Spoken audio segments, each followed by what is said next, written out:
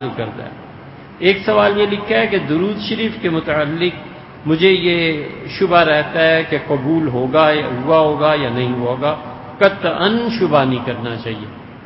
اللہ تعالیٰ نے خود حکم دیا ہے، ایمان والو اپنے نبی صلی اللہ علیہ وسلم پہ درود پیش کرو، تو ہم تو اس کا حکم مانتے ہیں۔ دلچسپ بات یہ ہے کہ ہم یہ نہیں کہتے کہ اللہ کے رسول آپ پہ درود بھیج رہا ہوں، ہم کہتے ہیں اللہم صلی علی سیدنا محمد، اللہ آپ حضور صلی اللہ علیہ وسلم پہ سلام بھیجیں۔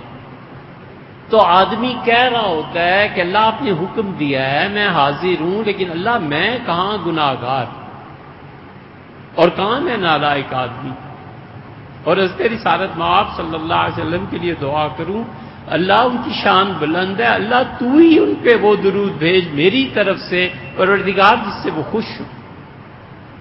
حضور اقدس صلی اللہ علیہ وسلم کا مقام بہت بلند ہے۔ جس شخص کی، جس ہستی کی دوپہر کی نیند پوری نہ ہو اور جبریل امین وہی لے کے آ جائیں، اس کی ہستی کا کیا ٹھکانہ ہے۔ اس لیے کبھی یہ وسوسہ رکھنا بھی نہیں چاہیے کہ میں درود شریف پڑھ رہا ہوں اور قبول نہیں، کیوں قبول نہیں ہوگا بھئی؟ اللہ کی رحمت سے امید رکھنی چاہیے، اور درود سے بہتر سلام، وَيُسَلِّمُوا تسلیما، پورا سلام کا حق ادا کرو حضور صلی اللہ علیہ وسلم پہ۔ آپ روز پڑھتے ہیں السلام علیکم ایھا النبی، بس یہ کافی ہے، یہ پڑھو،